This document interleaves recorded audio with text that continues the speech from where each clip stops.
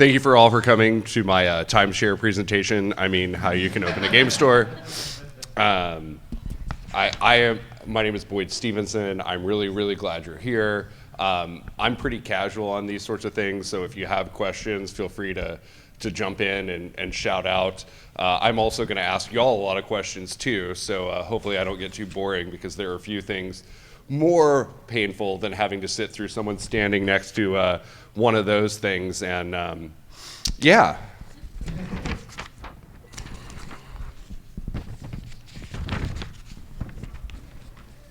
All right, so come on. We don't want to join a hotspot. We want to go to the next slide. There we go. All right. So we're going to start out with a little bit of a little unorthodox. What are pirates' favorite movies rated? R. Very good. What's a pirate's favorite cloth pattern? Argyle. Ah, yeah, somebody.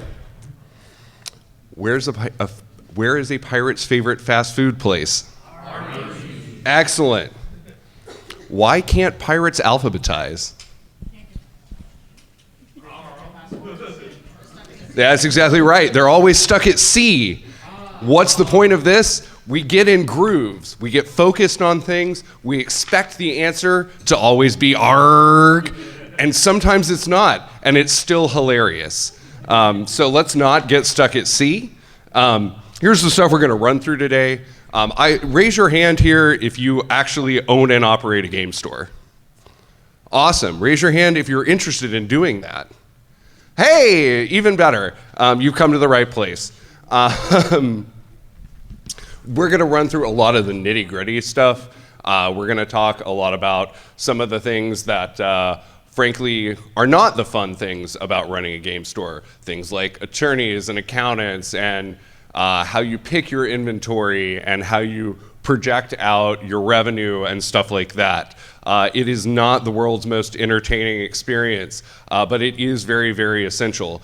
But to make up for you all having to listen through that part of things, I have included some horror stories at the end, so that you all can hear about all of the other really exciting things that will give you a great opportunity when you go and hang out with your friends after your time at the game store, and they're like, what happened to you today? You're going to be like, you will not believe this.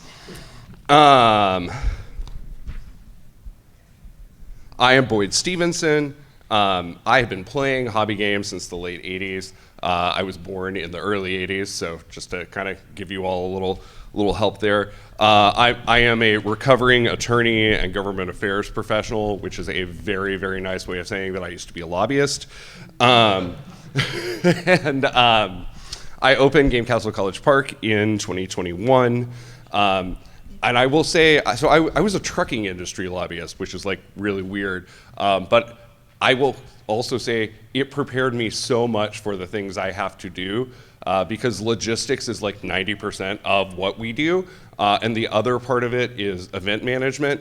And I have some exciting news for you. 90% of event management is also logistics. So there's very little that's not when you come down to it. Yeah, and so, yeah, and the thing I really enjoyed when I worked in trade associations, I worked for the American Trucking Associations. They have about 500, they have about 57,000 members, most of whom, 98% of them, have 3 trucks or fewer. And I absolutely loved that, because the vast majority of the people I worked for were little small businesses that really did need somebody's help. And that's really what drives things for me.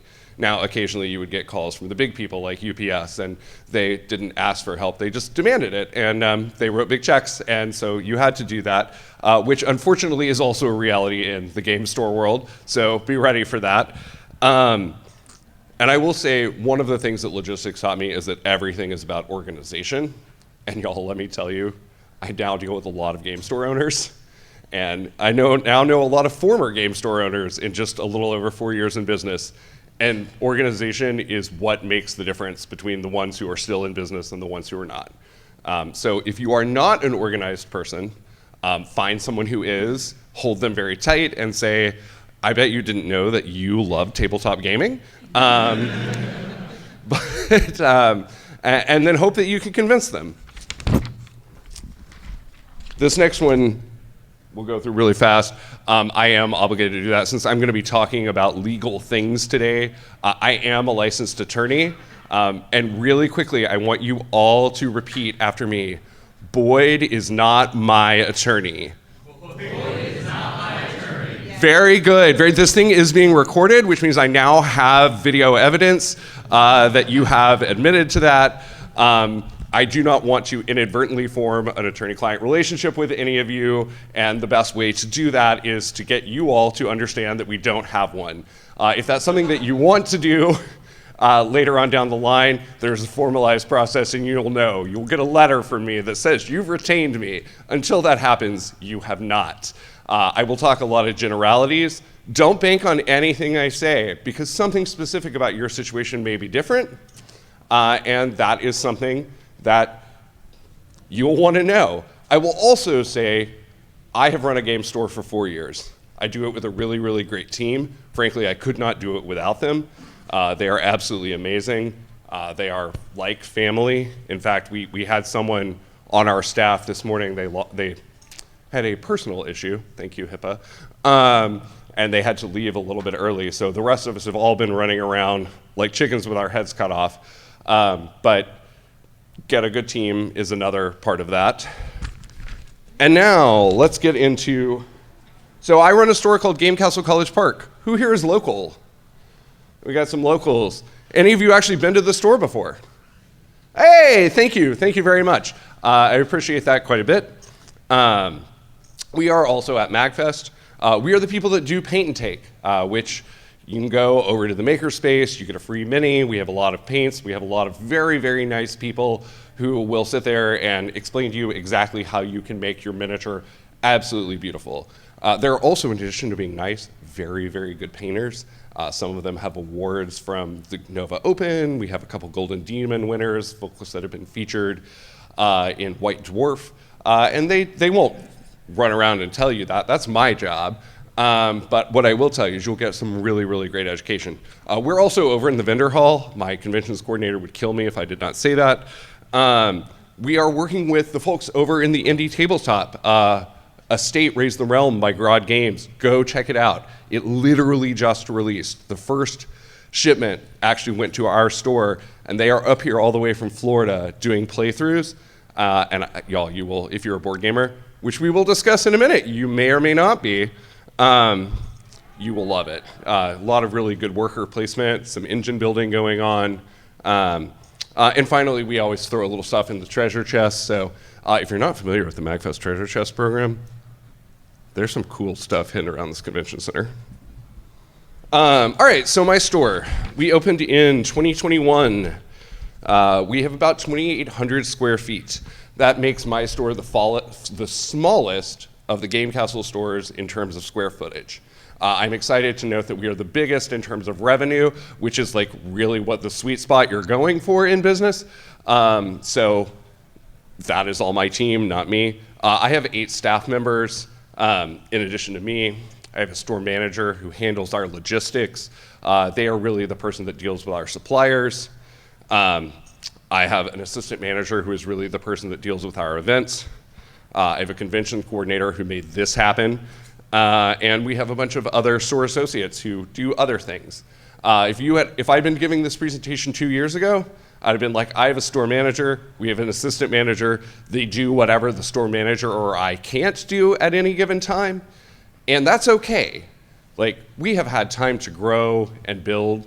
When we first started off, we did not know what we were doing, and it's okay if you don't either. We very much like to come to conventions. We like to have a 2-part convention model. We like to get something from the convention because at the end of the day, I need the store to produce money so that I can do things like pay my mortgage. But we also like to give something back to the convention, which is why anytime you see Game Castle at a show, you're going to see us doing something like the paint and take or something like that so that we can be a part of making the convention a value add for all of y'all. And we also have a big community focus. I do this mostly because it's kind of the right thing to do, but it's also really great.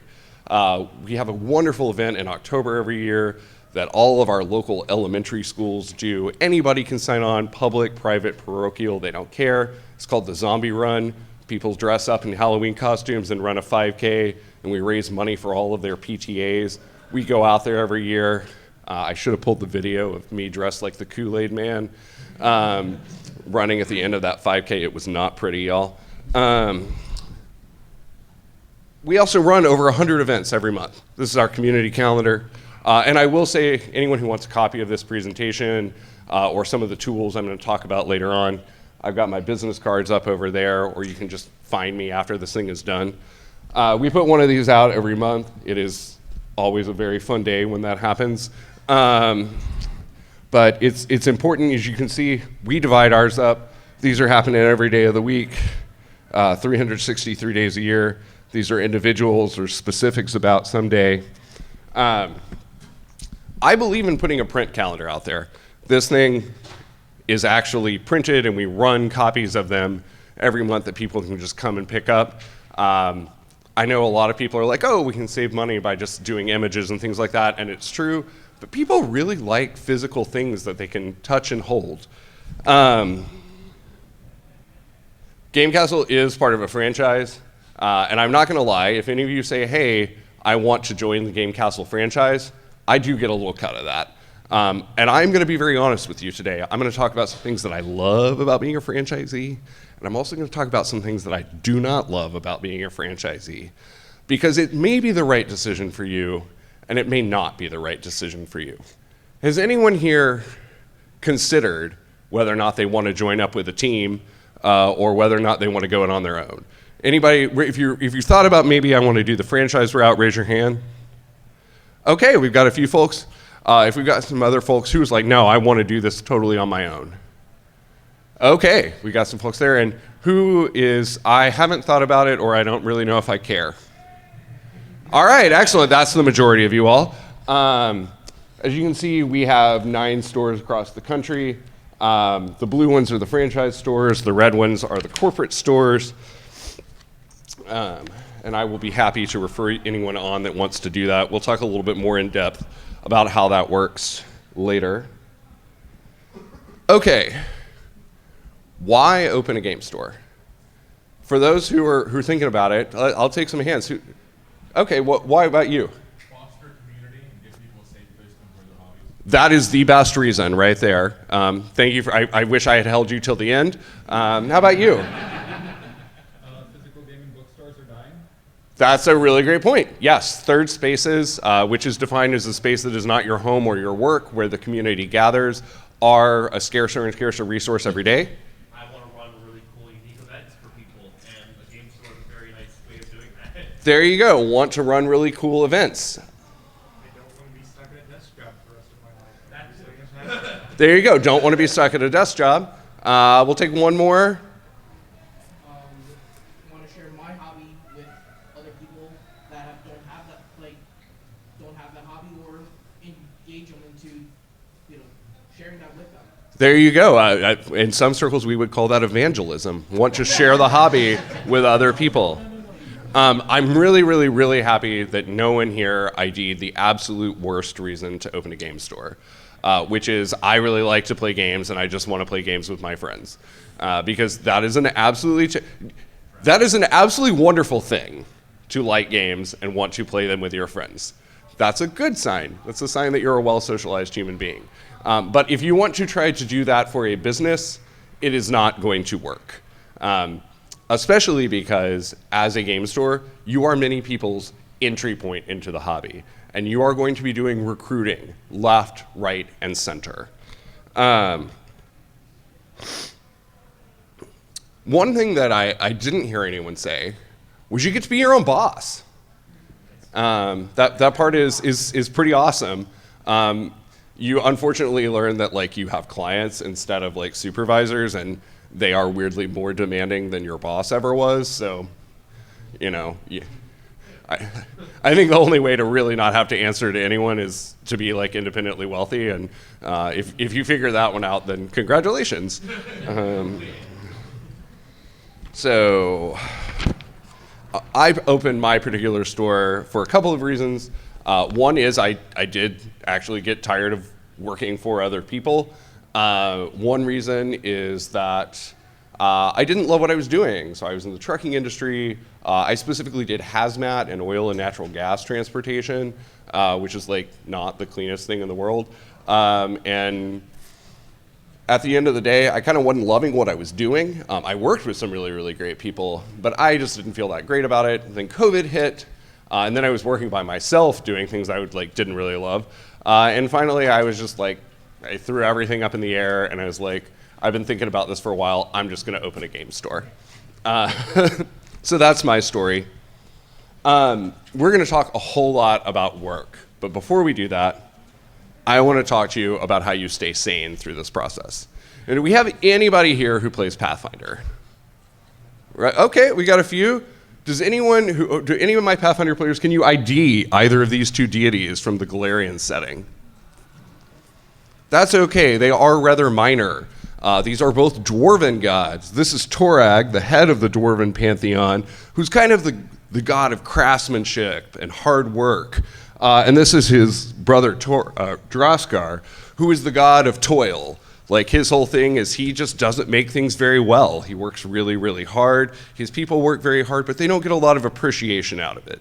And you will find that you are moving back and forth between being an acolyte of these two gods over time. The trick is to spend more time in the Torag camp than it is to spend in the Droskar camp. The other thing to remember is that your store is only as good as your community, and you are a community person here. You and your staff, like, if any of you have experience as bartenders, congratulations, you get to keep doing that part of things. And that's why I like to say a game store is sort of like Average Joe's gym. Or you can try and be Globo Gym. I don't know if we have any dodgeball fans here. It was a long time ago. But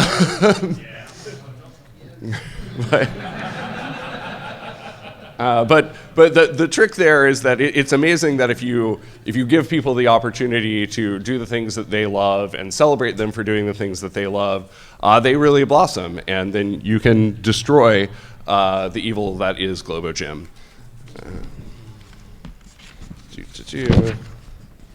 Okay, so I am a bookish person, and anyone who really wants to do this is the best resource out there if you want to figure out what you're doing.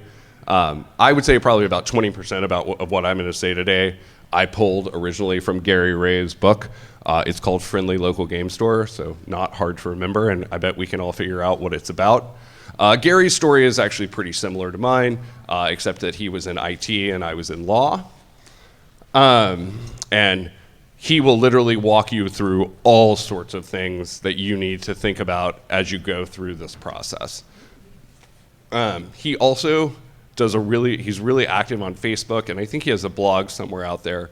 I don't really check that one as much because the store account now follows him, so pretty much every time we open up Facebook for that, there he is. And he will talk about all sorts of minutia in the industry that you have not.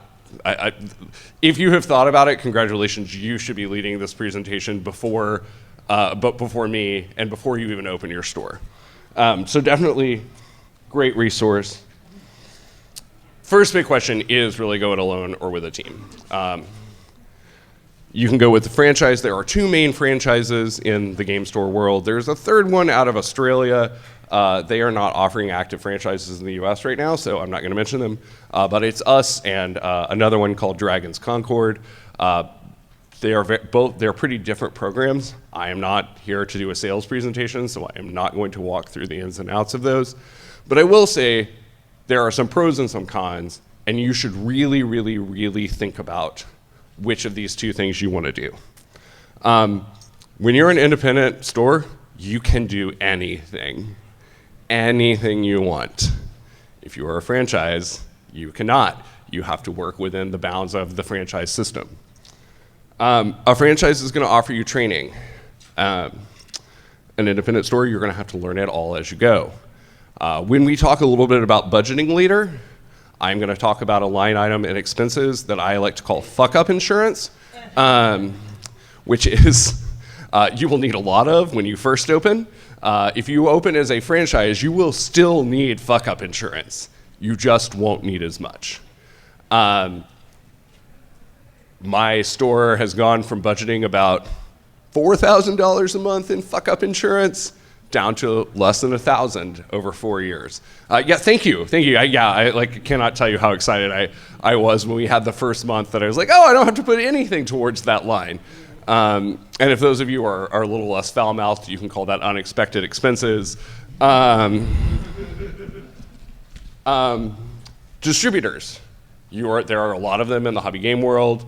They are not hard to find. I'm not going to sit up here and talk about the things that you can just Google. What I am going to say is, unfortunately, hobby gaming is just like every other industry out there, and it is pay to play. Which means that if you're a franchise store and you walk up to a distributor, they're going to say, great, we are going to give you the rates as if you were in the biggest purchasing category. If you go in as an independent, they're going to say, we're going to give you the rates as if you were not in the biggest purchasing category, but you just showed up here. What's the difference there? About 8%. That doesn't sound like a whole lot of money to a lot of folks until you start realizing that you're going to have your largest expense is the stuff that you sell, and that's going to run into the hundreds of thousands, at which point in time it starts to sound a whole lot like a big expense. So not a small thing to think about. Distributors are also going to be one of your biggest sources for information on new products that are coming out. If you're going it alone, they may be your best source of information. Never forget, however, that your distributor account executive, their job is to sell you things.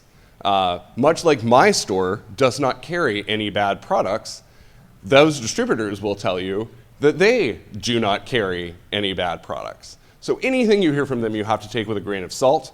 I think in the 4 years we've been open, I have had one distributor rep ever say, don't buy this thing. And I've had all of my distributor reps say at least once, buy this thing that they knew we shouldn't. If you're an independent store, you get to do all the branding. You can come up with like a really cool name, a really fun thing. You can do that. If you're a franchise, you don't get to do that because someone else has already done it. But you get the benefits of uniformity. My store is in College Park, Maryland. And I actually have had people show up who used to live in the Bay Area and said, oh, we used to, we used to go to Game Castle. And, I'm like, well, we're totally different, actually. But we love those guys. They're great. Software acquisition. One of your biggest expenses out there is going to be your point of sale software. If you open your own store, you're going to have to acquire a POS system all on your own. The good news is there are a few specifically for our industry that's going to have most of the info pre-downloaded for you. The bad news is you're going to have to do a whole lot of programming on it. On the other hand, if you go with a franchise, you're going to be able to sort of ride on what they've already done. The bad news is you're locked into what they've already done. If for whatever reason you're like, I want my SKUs for Wizards of the Coast not to start with WOC, but with ARG for Pirate, you can't do that because someone else has already said, no, WOC. Also, don't do that. Don't do that. Do not start your SKUs with ARG for Pirates. Go with what the distributors say. Your life will be so much better.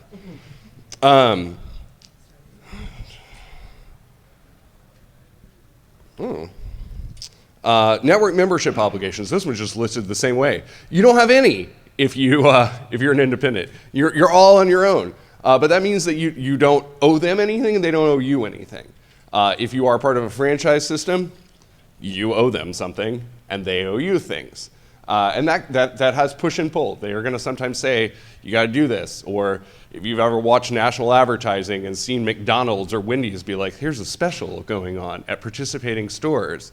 Well, they'll do that to us too. And the fact of the matter is we can be like, no, but then we have to explain to customers, We opted out of that. It's never fun. And the last thing is paying of franchise fees. I like to say that if you decide to go this route, you should look at the paying of your franchise fees at the very beginning of things as prepaying your fuck-up insurance. And then you can just pay less later on. Most things in life, it all kind of balances out in the end. There are obviously no franchise fees if you are an independent, which is great because in addition to taking some money from you on the front end, they are going to take some amount from you for everything you sell. Now, provided they're doing their job and providing you with really good branding and advertising and things like that, it's a great, great system. If they're not, it is not. This next item is really easy. Who has written a business plan for anything? Awesome. Keep your hand up if you have written a business plan for your game store. All right, we still got one. Awesome. Congratulations. I am not putting a bunch of tools up there because there are 11 billion articles online about how to write a business plan. And frankly, just go look at any of them. They're all pretty much interchangeable and say, I would like to write a business plan. And I think I looked at one from Medium, one from entrepreneur.com, and I don't know, maybe it was on like Barron's or something. Kind of looked at those. Took about a week, and it was worth it. Sat down, and they're going to give you, it's like some of the sections are actually very easy to write, like what do you propose to do? Which is a really good thing to like sit down so that you can, and a business plan has two purposes. The purpose that everybody thinks of is that you can give it to somebody else and say, give me money. And that is really important because unless money is just growing on a tree for you, you're going to need someone to give you money. But the other thing that's really great is that you will find, as you write out your business plan, that there are some things that you have not thought about. How things are going to happen. You'll be like, ooh, any South Park fans here? We know the sock gnomes. Step 1, steal socks. Step 3, profit. You do not want to be a sock gnome. You want to know exactly what you're doing. And the easiest way to do that is to write a business plan. So this one, this is like a wild spreadsheet, huh? I made this one some time ago. It is used for helping figure a few things out. But mostly it's about figuring out how to do your store's budgeting. If anyone would like a copy of this tool, grab my contact information and I will be happy to send it to you. But I like to mark it as building your RPG character because you have to answer all of these questions. You have to know what's my expected revenue, what are my expected expenses, how much am I going to be spending on labor, how much am I going to be spending on rent. But you don't actually have to know them in any particular order. They're going to affect things, but there's nothing that says you can't say, oh, okay, I'm going to focus first on my programming and what that means as far as what I have to do for layout in terms of staff costs. And you may say, I know a really great building and I know the owner and I can get that place. And so let me lock in that right now. And then you'll know your rent amount. And you may say, I've got great ideas for, exactly what product we're going to bring in, although we'll talk about that in a minute. And not for you, for everyone. And the point is you got to fill in all these boxes, but the order you do them does not matter. What matters is at the very end of it, you end up with, and lower down on this thing that you can't see, you end up with the number that is black instead of red. Black means that you make money, red means that you have spent more money than you made. Congratulations, you have failed. So it lets you sort of work through things. Most important thing, location. I cannot stress this to you enough. You've got to find a place. Is anyone already in the process of looking for a place? Okay, you raised your hand first. What's going on with that? So I'm in Silver Spring. I work for Pure Panic right now, which is the only game store there. And Yeah. I'm trying to find something along the purple line, but there's nowhere that's like shitty, but not not too shitty that I could. That's exactly right. And then brokers just don't reply back, or they never list the prices online, or they're, they want, $48 per square foot for a place that's less than 1,000 square feet. That's exactly right. And that's a very important thing, even if you were not as far along as this wonderful person right here, who is already talking numbers and square feet and things like that. There are some things you can do. You can go on websites to figure out what is the average cost per square foot for a space in your area. You're going to need a lot of square footage because you're probably, in addition to wanting to stock things, going to want to run some events. And event space also takes square footage. And unfortunately, the landlords don't really care what you do with it as long as it's legal. And so they're going to charge you for everything.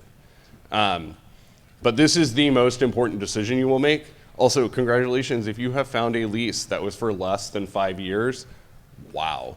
The only kind of commercial leases I know that run less than 5 years are month-to-month ones where someone else can come in and kick you out at any time, which is not really helpful if you were a game store. This is where things get a little tricky. One option is you can get a local commercial real estate broker. Here's the challenge. You are going to sign a lease probably for 10 years, which means that you work with that broker one time every decade, assuming they're still even doing that 10 years later. But they work with the people that represent the landlords every single day. So where is their incentive? Well, their incentive is to make things as smooth as possible with the people that they work with on the regular. On the other hand, there are in fact realtors, and they're usually national realtors, who will do a lot of the negotiating for you. But here's what they won't do. They won't help you find a place. They won't be able to tell you whether or not a neighborhood is good or a neighborhood is bad. They will have your best interest at heart, but they will have less information. What's the solution?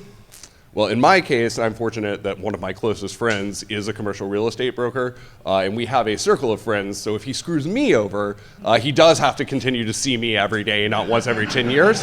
I understand that option is not available to everyone, but to the extent that you can have connections with your broker, I highly, highly, highly encourage you.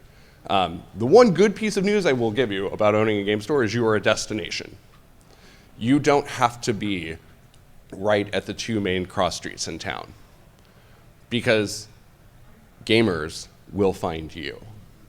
Now, I don't know that I would be like, on a dark alley between, wherever the local mafia don hangs out and, wherever the local drug dealers are doing their thing. You don't want to be between those spaces.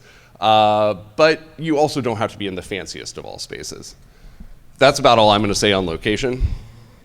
I will say, because one thing people do freak out about is being near other local game stores. Remember who the real enemy is here.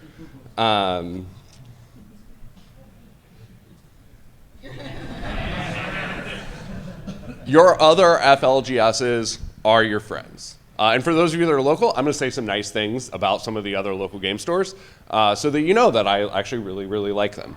Labyrinth, up until about a month ago, I would have said I absolutely love Kathleen, but for those of you who haven't heard, Kathleen's actually sold out to her longtime store manager, Melissa, who we also have a great relationship with. But Labyrinth does so much, specifically on board games and on kids' content. They are so good at that. Huzzah has like the best gaming space in the DMV. I am super, super jealous of them. Games and Stuff does really good community outreach, and they move a lot of stuff, which means that they can have some really, really great sales. For those of you that don't know, they're also the people behind Free RPG Day. And in Third Eye, for those of you that are local, I absolutely love Third Eye. There's a Third Eye Games 2 doors down from my store. And what do? We send people back and forth to each other. It's absolutely wonderful. We are not the enemy. These people are the enemy. Why? Because they will do absolutely nothing to help hold up price minimums. And they will do nothing to foster in-store play. And they will make people come into your store and say, well, why can't you sell for the same amount that they do? And then you have to look at them. And this is a hard part about being a business owner, but you should be ready to do it and say, I really hope you buy your game from them and you get a chance to play it with your friends in the Target play space. And they're going to say, what are you talking about? And you're like, exactly right. And I really hope that you really, really like that game and you were able to get great personalized advice from Amazon about, oh, I kind of like these 3 different games and I'm looking for something that sort of scratches this inch. Because my staff can do that. Theirs can't. I mean, they tell me AI is getting there, but no, it lies. All right, so now let's get to the fun parts. Estimating revenue, because we all want to make money, right? So first time I went into anything entrepreneurial, I was like, how do you estimate revenue? And I learned about the WAG method. Has anyone ever heard of the WAG method? Don't say it, we got one person. So the WAG method, and this is like an actual thing, stands for wild ass guess. And that is exactly, and I was like, this is insane. I read about it in Friendly Local Game Store. So I went and called up my buddy. This one's also my realtor. But before that, he was in finance. He got a business degree from MIT. He knows all the things. And I said, is this real? And he said, well, you know, they encouraged us to use the SWAG method, which stands for the super wild ass guess.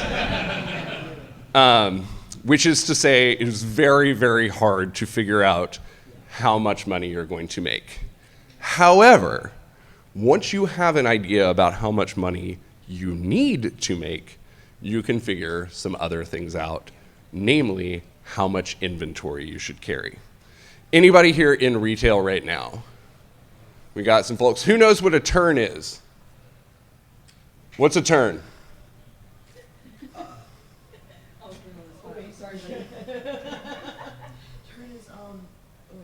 It's okay. It's okay. Anybody else? Oh. I'm going to take a guess. It's a little bit different for every retail store. They all have their own terms for it now. Is this the time between it showing up and going to clearance?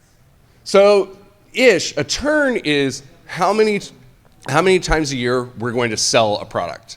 So, a player's handbook for G&D. If I sell 4 a year, my turn is 3 months. You also want to calculate what your store turn is. Now, you're going to have some products that in and out the door, other products that will languish for 6 months. But you'll want to figure out what your store turn is. If you're doing a really, really, really good job, you might get to like 6 to 8. You will not get to 6 to 8 in your first year. 4 is pretty normal in our industry. 3 is probably a good place to start if you want to budget conservatively and be really careful.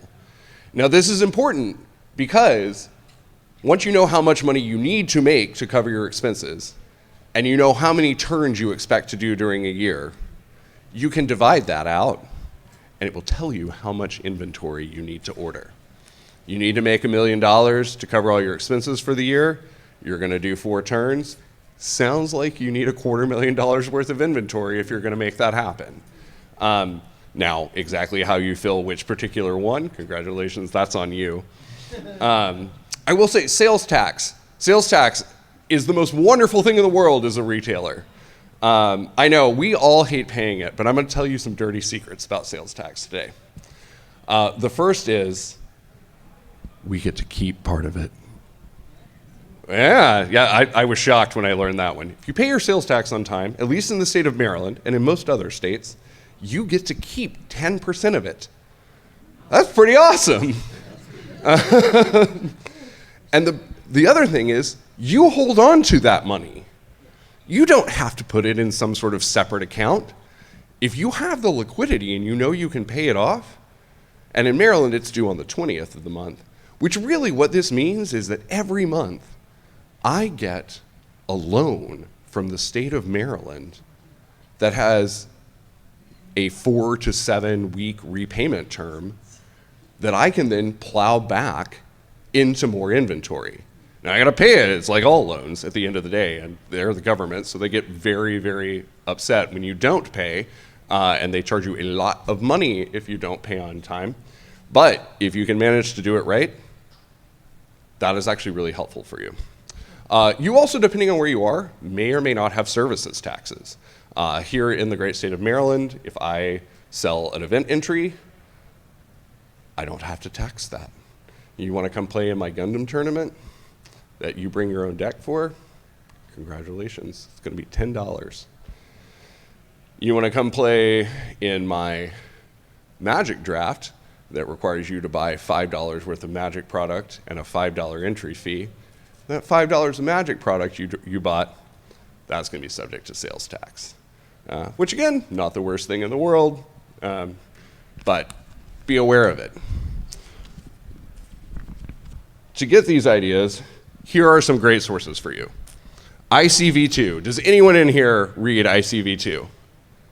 As someone with a degree in law and economics, I will say I find their economics analysis to be a little weak from time to time, but they are, in fact, the best source for information on the tabletop gaming industry. You want lists of what are the best products in TCGs, in role-playing games, in board games twice a year, you want Milton's product. You can subscribe for a premium account, and then you can get the things for free. They also post them online about 3 months later, and you can just download them. Weirdly enough, well, the easiest place to download ICV2 reports is DriveThruRPG. Who knew? There are also some other great sources that you can use. NAICS reports.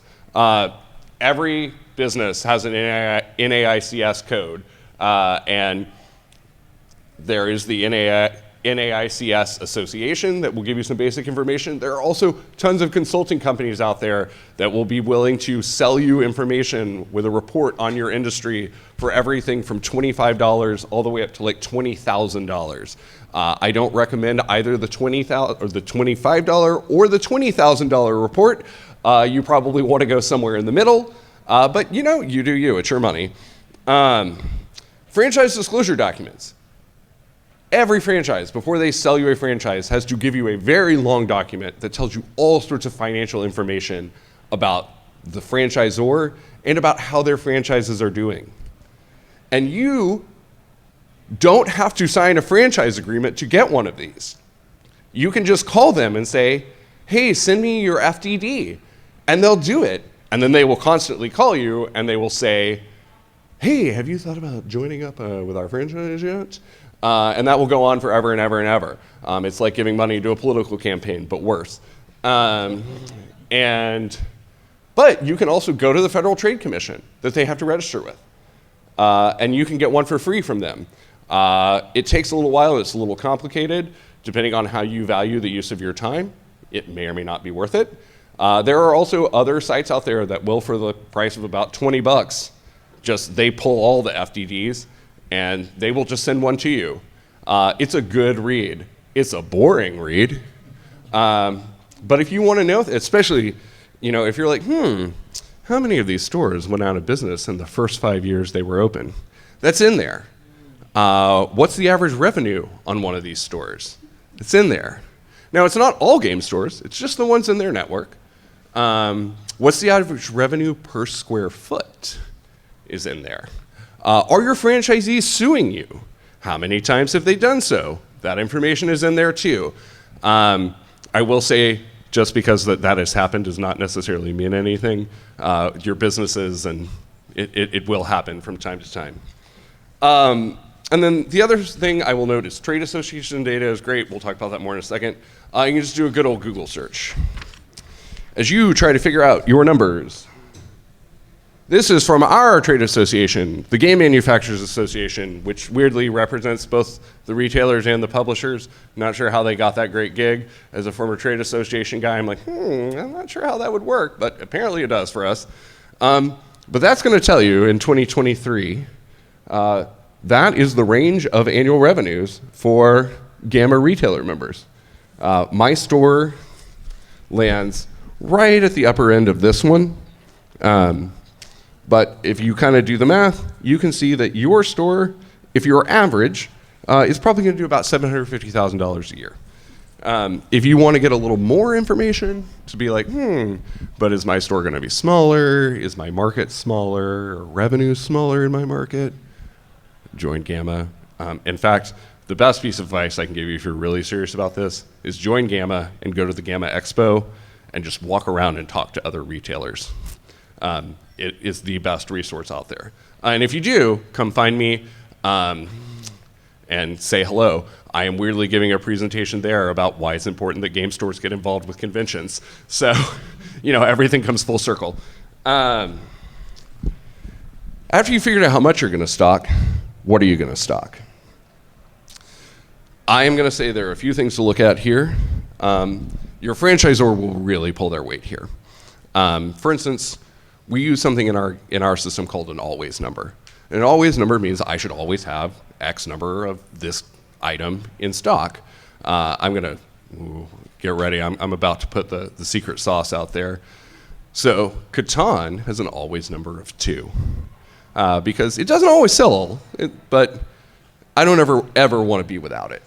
Now, obviously, in the holidays, that's going to go up, but for every day, my franchisor can pull a list and they can say,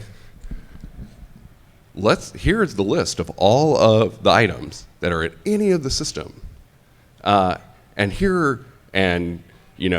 These items, all 9 stores have set an always number for it.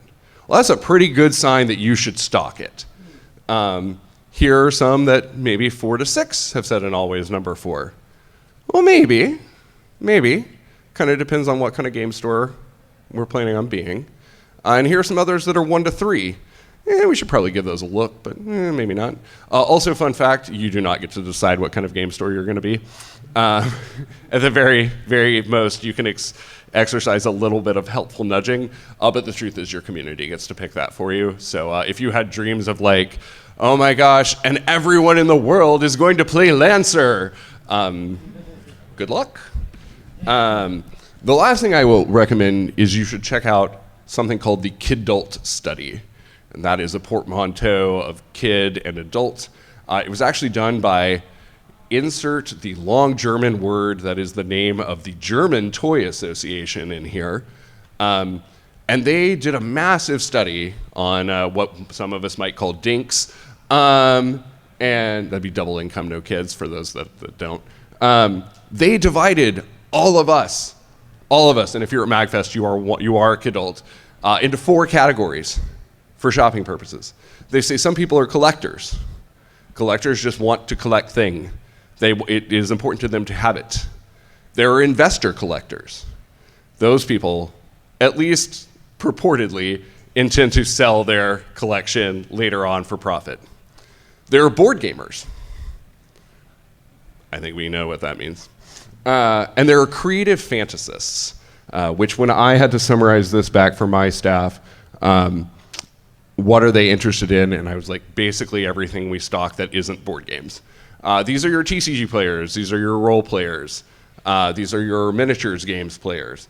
What's the big takeaway here? Board gamers are motivated by very different things than TCG players, RPG players, and minis players. There's crossover between all 4 of these categories. You don't have to be a member of one and not the other. But importantly, there are enough differences between those 2 that you need to look at them differently. Oh my God, I'm almost an hour in. I gotta hurry. All right, cost of goods sold. You want it to be 55% or less. That's why the magic card is 55% fire. Fixed costs. Your fixed costs, you want to split them out.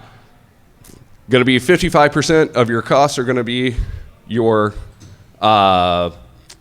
goods. So that the other 50%, we want a third of that is probably going to be your rent. A third of that is going to be your employees, who may or may not be in a fixed cost. There's a lot of debate on that. It's not important. And the other third is everything else. And whatever's left over, congratulations. I'm going to skip through a lot of these. All right, I'm not going to go through all of these, but these are all things that you need to think about. Now, let's go do some horror stories. So this is the time we got shoplifted. As you can see this guy walking in right here. This is my store. And this is where we keep some of our really nice TCG stuff. We're talking the Magic cards that cost, $50. In this particular case, we're dealing with a Pokemon booster that costs around $400. And he's gone over here, and now he's chatting with Bobby, my associate, great guy, super nice. And he's chatting. And you can't tell, I didn't put all the footage in there, but he also has some other folks chatting with Bobby who came in with him. Yep. And so they're doing their thing. Oh, here we go. Get ready for it. He made sure Bobby's away. And now he's got it. Right out the door. It's going to happen to you. Every time it happens, you're going to change things up, but you got to be ready for it. This is another one of my favorites. This is my original store manager. He is this gentleman in red. And this is one of our community coordinators. A game store runs off of its communities, and you want really good community coordinators, which means that you certainly should not end any sentence you send to one of them with, "It will not end well." I was at Gen Con doing some product scouting and also just having fun. When around 11:30 at night, this was screenshotted to me by that community organizer and said, I don't really feel safe around your store manager anymore. And I read that and I said, you know what? Insert community organizer name here. I have to agree with you. And then my next phone call was to my attorney to say, hey, do I have to fly back from Indianapolis to deal with this immediately? Or do I have to, or can I finish up here and then just fire him when I get back? She was very nice. She said, no, boy, this stuff happens all the time. You can just take care of it when you fly back.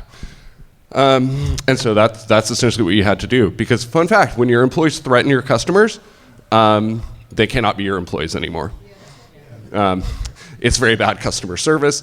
Also, it is inviting a lawsuit. But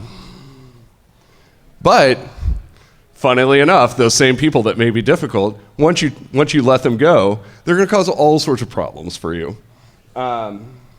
In this particular case, I got a wage complaint from the state of Maryland, and I got a Wizards Play Network complaint, which are the people that organize all the Magic events, that we were allowing counterfeited cards to be used in sanctioned Magic events, that we were incorrectly distributing our promotional materials, and that we were failing to distribute all of our promotional materials. And this one to the state was 20 pages long when I had to respond. And the one to Wizards was, in fact, 21 pages long. My attorneys love to say that my attorney friends love to say I'm the only one that's been to Wizards court. I'm batting 1,000 there, though. And this one was tough because I had to be like, hey, guys, I have some bad news.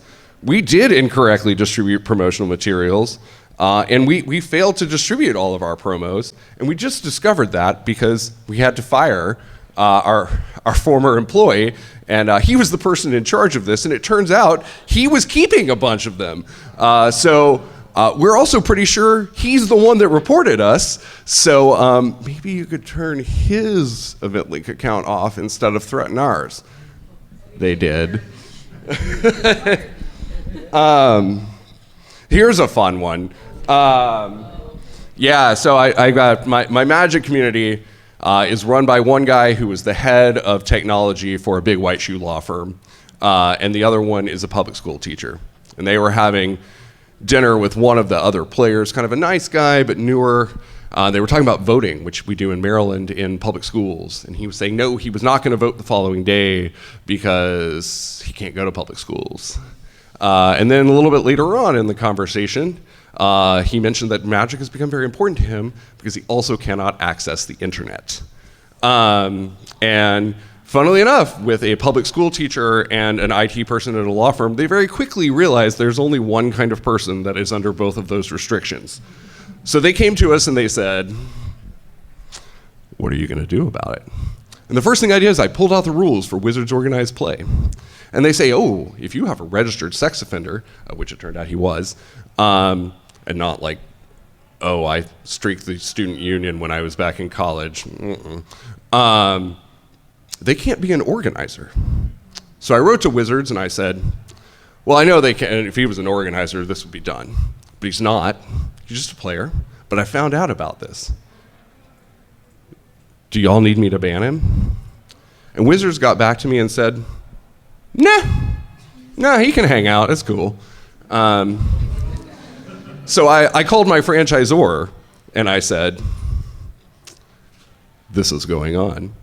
And they said, would you like to write the new, once you find out someone is a sex offender, they are not allowed in the store anymore policy for the entire franchise? And I said, yes, thank you very much. Which was very convenient because then the following day we were able to contact that person and say, thank you very much for your service. It has been an experience having you here and please do not return. And they didn't. Here are some of the other really fun things you get to experience. Changes to salary rules, credit card disputes. Man, you got to do some really good InfoSec unless you want someone to be able to say, never mind, I didn't actually buy that. And the credit card company doesn't care if you have video evidence that they did. If you didn't do their previous stuff and jump through their hoops, they just take the money away from you. Bad reviews full of lies, which is also includes, like, I have one random review of a random father and son, a photograph of them that has 1 star on it. What does it mean? I don't know. Will Google take it down? Nope. Bad reviews that are true. Man, those really suck. And these are not 1-star reviews. These are 2-star reviews. The 2-star review is the kiss of death because they're not saying, I hate these people. They're saying, man, I really think they're trying. They're just not. They just don't quite know how to do it. And let me explain to you how they don't know how to do it. Suppliers going under. We had a lot of that this year related to tariffs. If any of you read The Economist, they wrote a big article at the end of the year saying which industry was hurt the most by tariffs? Toys. Gambling laws. Depending on your state, if you are having a Magic event or a Gundam event and offering pricing, you in fact may be an illegal gambling house. Very exciting stuff. Also, if you have a raffle, you may be an illegal gambling house. Learn these things. But we also had some happy things. We get to build really great communities. We opened shortly after COVID, and 6 months in at my management meeting, I was talking to my people, and we always have everyone say one thing that's really heartwarming. And 2 people said, in the last 3 months, someone has come up to me and said, I was really thinking about ending my life. And the community I have developed here has changed that particular perspective. And that, right there, is the reason you open a game store. Thanks so much, everybody.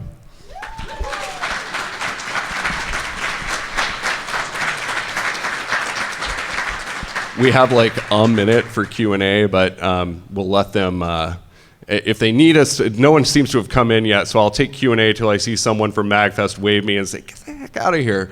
But yeah, so yes. I wanted to ask 2 questions. Number 1, what's the typical budget you should have if you want to open up a store?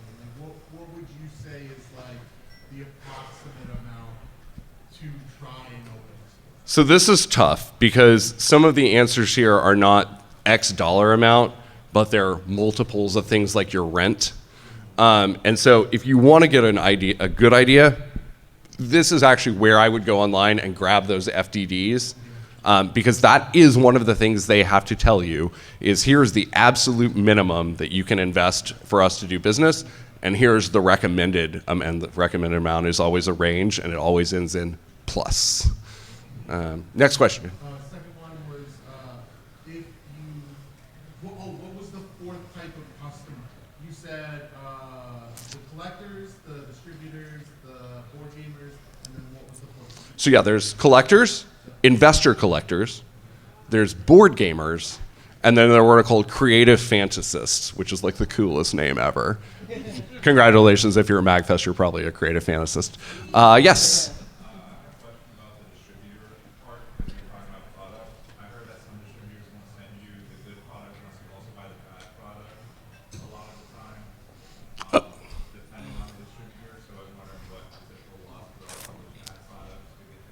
So distributors and maybe having to buy some bad product to get good product. The answer is yes and no. Some product is highly, highly allocated. TCGs are where we're going to see this the most often, but occasionally in board games. Most distributors do allocations based on how much money you spend with them in the quarter beforehand. I know two of my distributors actually, I'm sure they completely independently and in no way that is questionable from an antitrust perspective, came on the exact same formula. But it is 75% how much you spent on that particular product line. So if we're talking Magic, it's what did you spend on things that have the WOC code, and 25% what is your overall spend with that particular distributor. And they take all their customers, run that formula, and then they rank us and they tier us, and what you're allowed to buy is determined based on that. Now, does that mean that you have to buy the bad product? If you got a good buyer, then no, you can do it buying, other surefire product and some medium level product. If you don't have a good buyer, that's exactly right. The other thing is that the tiers that you get for the level of discounts you get from the distributors. Most of them are going to start off with about a 45% discount that you can pull down to about a 50 or over 50% discount. Now, I know that sounds pretty rough, but the thing to remember is that usually with your distributors, you are not paying for shipping. You have to order.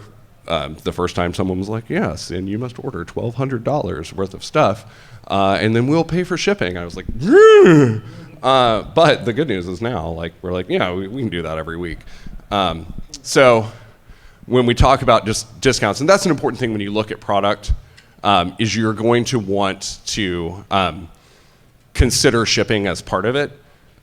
If someone's like, I'll give you 50% off, but you have to pay shipping, and someone else is like, I'll give you 55% off, and I will pay shipping, congratulations, essentially, we're dealing with the same thing here.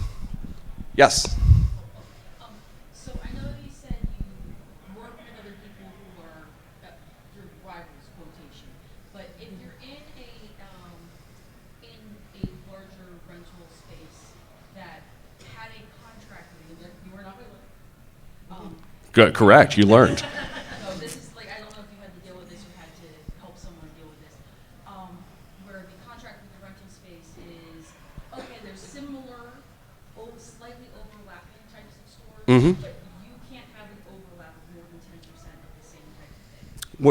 Go ahead. Later on, a new store comes in and their contract says, oh sure, you can have up to 30% of the overlap that happens in this. Or do you know if they're able to renegotiate the contract?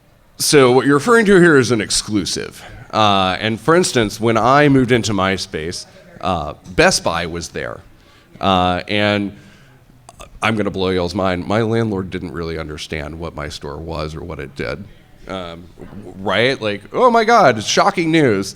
But they were very concerned that we may have some product overlap with Best Buy. I wanted to be like, no. Barnes & Noble maybe, but not Best Buy. But I had to sign away. I can't stock anything. Well, I can now because Best Buy closed. But I couldn't stock anything that was a type of game that was also electronic. Because, frankly, my landlord thought they were dealing with GameStop. Now they love me. They're like, oh my God, all the other tenants love you because the restaurants and Starbucks are like, you bring in so many customers. I'm like, well, let's remember that when it comes time to renegotiate the rent. Yes. So, about the franchisee and events and stuff, do you have any restrictions because you are a franchisee? Oh God, yes. Does it kind of limit, if your community is oh, we want to have this kind of event, but then you get back to your franchisor and they're like, no, you can't do it because of X, Y, Z reason? No, that is not something. As far as the events you're going to have, that is not going to stop it. All right, so we have run over by 5 minutes, and I also have a very small bladder. So I am going to run out to the restroom, and then I'm going to come hang out right over here until they kick us out, at which point in time I'll hang out right over there. If you got any questions, by all means, come and chat with me. And if you just want to grab my card because you're like, I want some of the tools you sent, they're up front. Thank you all so much.